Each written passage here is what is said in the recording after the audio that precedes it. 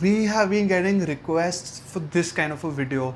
Is ACCA plus FRM a good combination? Now guys, again I am requesting you guys, don't just collect degrees for the sake of it.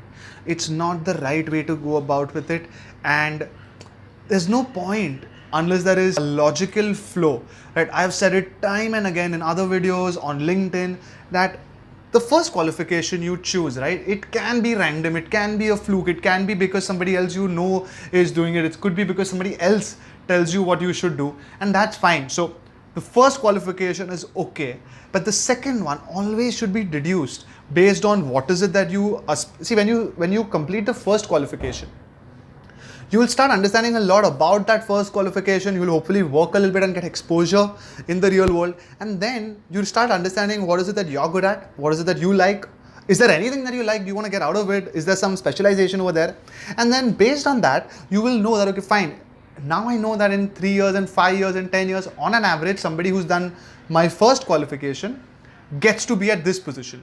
Is there a way that to get there you can complete a second qualification and reach there faster? If those are the kind of logics that you all have applied before you ask about a combination, it makes full sense. So in this video, right, people are asking about ACCA plus FRM. Now ACCA is global CA, it has everything in the field of finance and accounts. FRM is a specialization in finance and a further specialization in risk in finance. Now these two combinations, theoretically, yeah, it's great if you have a chartered accounting in ACCA and understanding of financial risk from FRM. But guys, if you think about it, that combination really doesn't make too much of sense for y'all. Our suggestion is that if y'all are doing ACCA as your first qualification, if you like finance, get into CFA. If you want to get more global qualifications, then you can do CPA or CMA.